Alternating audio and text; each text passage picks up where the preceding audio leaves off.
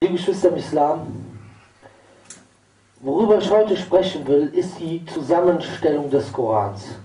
Und die Frage, die sich natürlich als erstes ergibt, ist, was meinst du oder was meinen wir mit Zusammenstellung des Korans? Ich meine damit, wie ist von der Offenbarung, von der ersten Offenbarung, wo zum Propheten Muhammad a.s. in der Höhle Hira in Mekka der Engel Jibril a.s. kam und zu ihm sagte, Ikra bismi rabbika ladhi khalaq, also wo der Engel Jibril in die Worte Allahs vorrezitierte, wie ist aus dieser ersten Offenbarung das Buch, dieser Mushaf geworden, den wir heute in den Händen haben. Der Koran, den wir heute auf der ganzen Welt lesen. Das ist die Frage. Und man fragt sich vielleicht, warum reden wir über dieses Thema, und gerade heute? Ich denke, dass es wichtig ist, dass wir Vorwürfe bzw. Scheinargumente, die gegen den Islam vorgebracht werden, widerlegen. Denn es wird heute versucht, den Islam auf dieselbe Stufe mit falschen Religionen zu stellen. Es wird versucht, Argumente gegen den Islam auszugraben. Und deswegen ist es für uns als Muslime wichtig, diese Argumente zu widerlegen. Die Argumente über die Zusammenstellung des Korans, und damit wollen diese Leute, diese Missionare oder auch Laizisten, die gegen den Islam sind, beweisen, dass der Koran, so wie wir ihn heute haben, nicht das Buch sei, nicht die Offenbarung sei, die zu dem Propheten Mohammed, Friede und Segen auf ihm gekommen ist. Das wollen sie damit beweisen. Und was wollen sie damit beweisen? Damit wollen sie dann beweisen, dass dieses Buch eigentlich heutzutage keine Bedeutung für uns hat. Warum wollen sie das beweisen? Auf der einen Seite die Missionare, die wollen damit erreichen, dass man nicht dem Koran folgt, sondern der Bibel. Und auf der anderen Seite diejenigen wie Laizisten, die wollen damit beweisen, dass das, was im Koran steht, die Regeln, die im Koran stehen, heutzutage keine Bedeutung haben. Weil sie nicht wirklich von Gott sind. Das wollen sie damit beweisen. Aber ein Kennzeichen des Islams, und das ist vielleicht in der Nussschale zusammengefasst, also im Kurzen zusammengefasst, das Argument, warum der Islam die wahre Religion ist, dass der Islam auf authentischen, unveränderten Quellen basiert. Vom allmächtigen Gott. Das ist der Grund, warum der Islam die wahre Religion ist. Im Gegensatz zu anderen Religionen, die beispielsweise auf authentischen Botschaften basieren, aber nicht vom wahren Gott, sondern von einem Scharlatan. Zum Beispiel irgendwelche Religionen, die erfunden worden sind. Ja? Wir brauchen jetzt keinen Namen zu nennen. Oder Botschaften, die wie das Christentum, ursprünglich vom allmächtigen Gott kommen, aber dann durch Menschen verändert wurden. Aber der Islam, der Koran ist die Botschaft vom allmächtigen Gott und diese Botschaft wurde niemals verändert. So.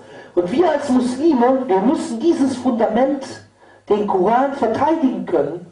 Und auf der anderen Seite müssen wir Muslime, die vielleicht durcheinander gebracht werden, warnen und aufklären. Denn ich rede insbesondere über dieses Thema, weil vor kurzem in einem deutschen Magazin ein Artikel über den Koran stand, der voller Lügen ist, von A bis Z, wo Tatsachen so verdreht werden, und ich habe bisher in deutschen Zeitungen schon viele Lügen gehört, aber ich habe noch nie so einen gefährlichen Bericht gelesen wie diesen, weil er das Fundament des Islams angreift. Wenn ich Lügen erzähle über Individuen, beispielsweise man erzählt, Pierre Vogel will jetzt auf Heiligabend zum Dschihad rufen, das ist ein Angriff auf meine Person.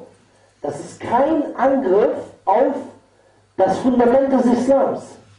Aber wenn man Tatsachen verdreht, und insbesondere Tatsachen, die nicht für jeden Otto-Normalverbraucher Muslim und nicht für jeden Otto-Normalverbraucher Nicht-Muslim nachzuvollziehen sind, beziehungsweise nicht jeder hat die Möglichkeit, dort sofort etwas zu finden, wo er gegen diese Scheinargumente und Lügen gegenargumentieren kann, weil das eine historische Angelegenheit ist. Und deswegen möchte ich heute auf diese Punkte eingehen. Es sind insgesamt eigentlich 3 Punkte, die angegriffen werden von diesen Scharlatanen. Beziehungsweise 3 Scheinargumente oder Hauptangriffe, die benutzt werden, um die Authentizität des Korans anzugreifen. Das ist erstens, dass behauptet wird, der Koran sei erst viel später aufgeschrieben worden, zur Zeit von Uthman, und Uthman habe andere Koranexemplare verbrannt, und damit wollen sie sagen, guck mal, dadurch, dass so eine lange Zeitspanne war, zwischen dem Niederschreiben von Uthman und konnte es sein, dass verschiedene Fehler in den Koran reingekommen sind, und deswegen, es gab zur Zeit von Uthman schon 1000 Korane, und deswegen hat er die anderen alle verbrannt. Auf diesen Punkt werden wir eingehen. Der zweite Punkt ist, das heißt, das ist das, was sie behaupten, um nochmal darauf einzugehen. Das war der erste Punkt. Der zweite Punkt, der vorgebracht wird, ist, dass sie behaupten, es gäbe heute Manuskripte, die dem Koran, den wir heute haben, widersprechen. Warum bringen sie dieses Argument vor? Weil das auch bei der Bibel passiert ist. Bei der Bibel hat man Manuskripte gefunden, die der heutigen Bibel widersprechen oder wo Teile der heutigen Bibel nicht vorhanden sind. Und hat dort euch festgestellt, dass über die Jahre heute die Bibel anders ist als das, was man damals hatte an Manuskripte. Die Manuskripte ist das, was vorher gewesen ist. Vor dem, was man heute hat. Und die Mustashriqun, die Orientalisten behaupten, es gäbe Manuskripte vom Koran, die dem heutigen Koran widersprechen. Dann, dritter Punkt, es wird behauptet, die arabischen Buchstaben haben sich verändert und dadurch könnten eventuell Fehler in den heutigen Koran hineingekommen sein. So.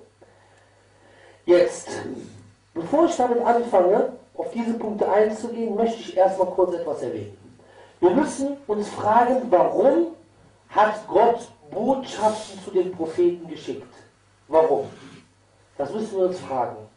Warum hat er das gemacht? Und da beantwortet uns der Koran, dass Allah Botschaften geschickt hat, um zum Tawhid und zu der Akida zu rufen. Das heißt, die Propheten kamen mit einer Botschaft.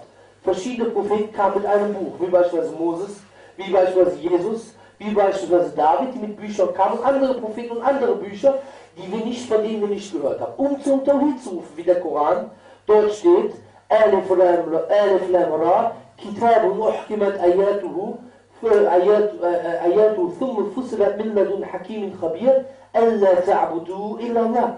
Ja, das heißt, Alif Lam Ra, ja, und dann sagt er ein Buch, dessen Verse klar gemacht worden sind, dann deutlich erklärt worden sind von einem Allweisen, von jemandem, der über alles unterrichtet ist, auf das du niemanden anbetet außer ihm. Das heißt, es ist dazu da, um zum Tawhid zu rufen. Das heißt, die Akida wird vermittelt. Auf der anderen Seite wird die Scharia vermittelt. Die Scharia, die Gesetzgebung. Wie man betet, wann man fastet, wird dadurch vermittelt.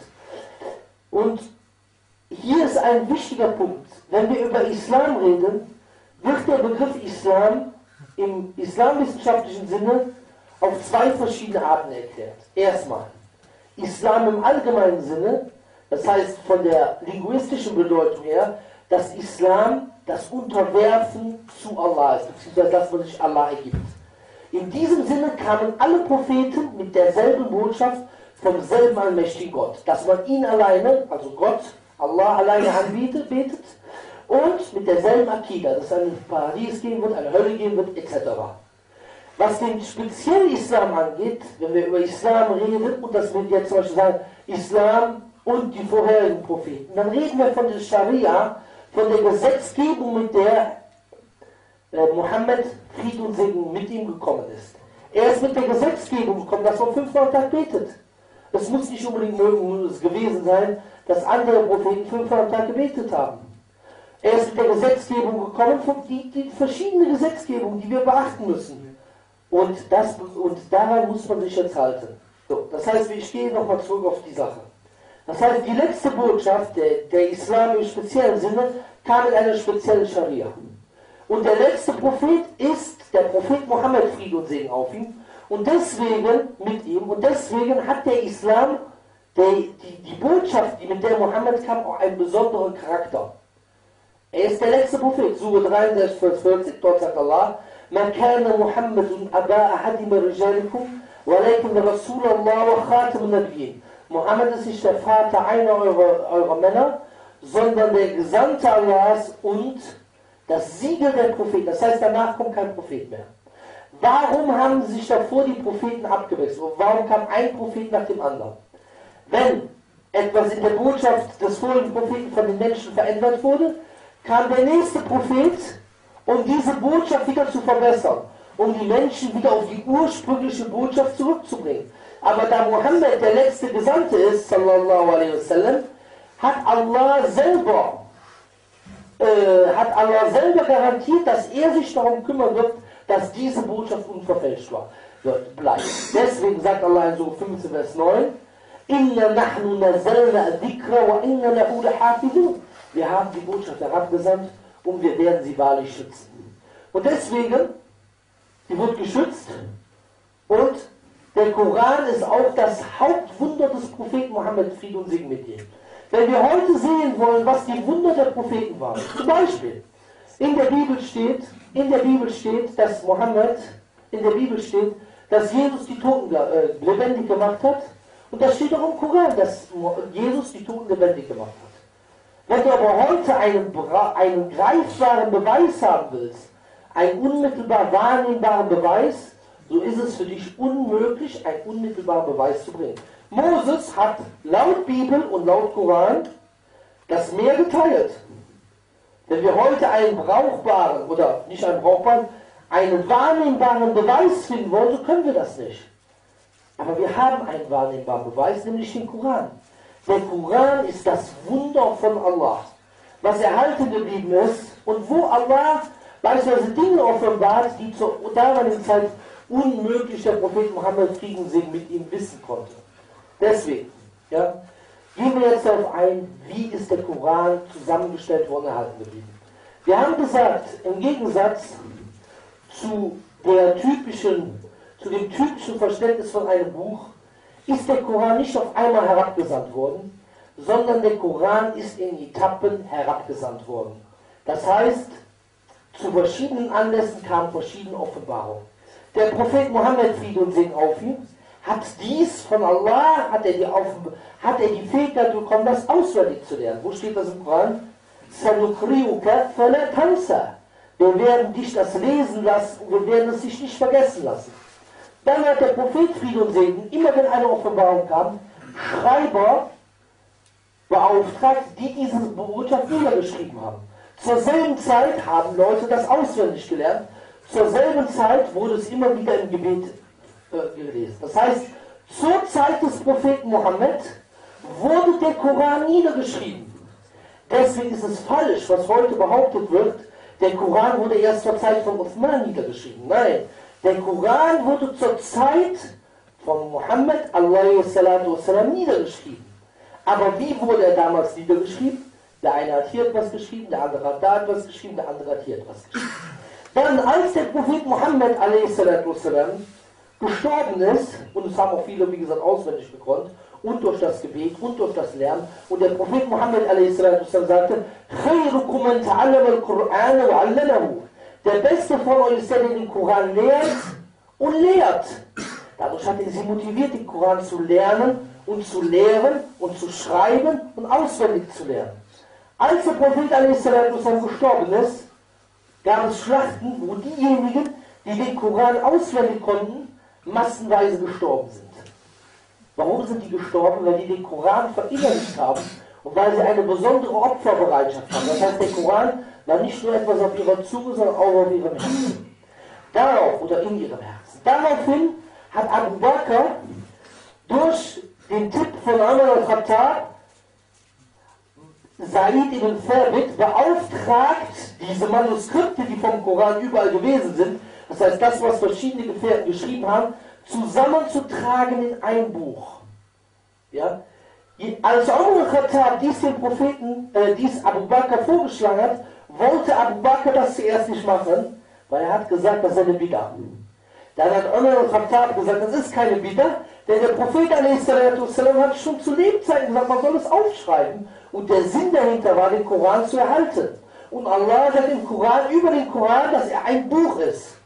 Und dann haben sie Zayd ibn Thabit gerufen und Zayd ibn Thabit hat zuerst gesagt, nein, wir werden das nicht machen, also der Peter. Denn der Prophet a.s. hat den Koran nicht in ein Buch zusammengestellt. Und da haben sie ihn davon überzeugt und sie haben den Koran in ein Buch zusammengestellt. Dann ist Abu Bakr gestorben und dieses Manuskript, dieses eine Buch, ist dann bei Umar al-Khattab geblieben. Umar al-Khattab, als er gestorben ist, war es dann bei Hafsa, oder das Buch war dann bei Hafsa gewesen, ja? Und Hafsa hat dann, als Umar al-Khattab